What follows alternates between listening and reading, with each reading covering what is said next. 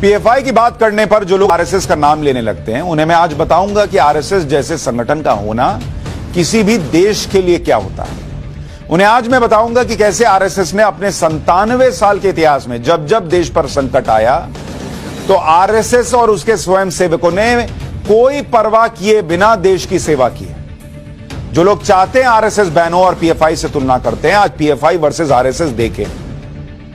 देश के बंटवारे के बाद जब बड़े पैमाने पर सांप्रदायिक हिंसा हो रही थी तो पाकिस्तान से आए शरणार्थियों के लिए यही आरएसएस था जिसने 3000 राहत कैंप लगाए थे। 1954 में दादरा नगर हवेली जब पुर्तगालियों के कब्जे से आजाद हुआ तो इसमें आरएसएस का लीड रोल था। आरएसएस के नेता विनायक आप्टे के नेतृत्व में स्वयंसेवकों ने सिलावासा पर हमला बोलकर वहां तिरंगा फहराया था। बॉस, ये आरएसएस को बैन करवाना चाहते हैं लोग। इसी तरह से 1955 में संघ ने गोवा की आजादी के आंदोलन में हिस्सा लिया था। जो लोग कहते हैं कि इन्होंने आजादी के लिए कुछ नहीं किया, थोड़ा पढ़िए। 1962 के भारत चीन युद्ध में आरएसएस ने मदद की। आर्मी मूवमेंट के दौरान रास्तों की निगरानी करता था आरएसएस। सेना को आपूर्ति और रसद पहुंचाने में मदद की थी। शहीदों के परिवारों का ध्यान रखने के लिए संघ ने पूरी कोशिश की। 1965 के भारत पाकिस्तान युद्ध में स्वयंसेवकों ने श्रीनगर हवाई अड्डे से बर्फ हटाने का काम किया।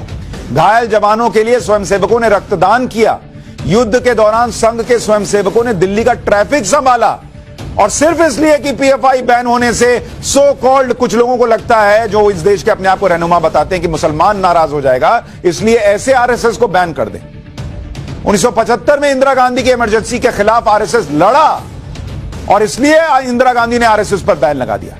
हजारों स्वयंसेवकों को गिरफ्तार किया गया। संघ स्वयंसेवकों ने अंडरग्राउंड रहकर काम किया। जो लालू यादव कह रहे हैं कि इन पर इमरजेंसी के वक्त बैन लगा था, वो लालू यादव खुद इमरजेंसी में इंदिरा गांधी के खिलाफ लड़ रहे थे, खुद अंडरग्राउंड रहते थे। आज सब भूल गए और कह रहे हैं आरएसएस पे तो बैन लगा था। ये नहीं बताते कि क्यों बैन लगा था। स्वयंसेवकों ने आपातकाल के विरोध में पोस्टर लगाए। जेल में बंद विपक्षी नेताओं के संदेशों को जनता तक पहुंचाने का काम किया।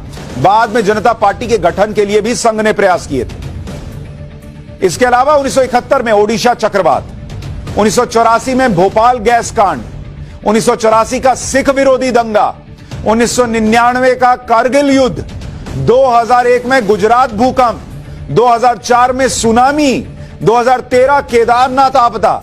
इन सभी आपदाओं के बाद राहत और बचाव में संघ ने बड़ी भूमिका निभाई। और ये लोग कहते हो बैन कर दो। अरे जो बैन की बात कर रहे हैं ना, वो कभी ये करके दिखाएं, पहले इतना काम करें देश के लिए, उसके बाद बोले कि बैन कर दो।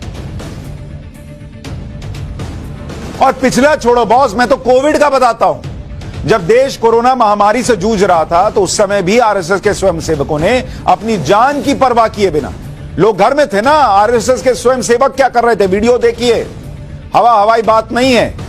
कोविड के दौरान आरएसएस के 5 लाख से ज्यादा स्वयंसेवक लोगों की मदद कर रहे थे। लालू यादव कहां थे, उनका परिवार कहां था, अखिलेश यादव कहां थे, कोई पूछे? आरएसएस के स्वयंसेवक सड़क पर उतरकर जान की परवाह किए बिना मदद कर रहे थे कोविड के समय। देश में 92,000 से ज्यादा जगहों पर सेवा के केंद्र खोले गए। 60,000 से ज्यादा स्वयंसेवकों ने रक्तदान किया। 240 से ज्यादा कोविड अस्पतालों में संघ कार्यकर्ताओं ने सेवाएं दी। आरएसएस ने देश भर में 483 दवा मेडिकल सहायता केंद्र खोले। 5 करोड़ से ज्यादा खाने के पैकेट देश भर में बांटे आरएसएस ने। मजदूरों के पलायन के वक्त 1778 जगहों पर आरएसएस ने राहत के कैंप खोले। देश भर में 935 रेल और बस सहायता केंद्र खोले गए। जरूरतमंदों के लिए करीब 2 लाख अस्थायी निवास की व्यवस्था की।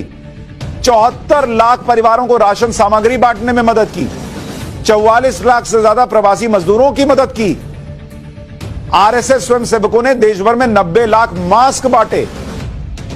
देश भर में 2442 वैक्सीनेशन कैंप भी संघ चला रहा है।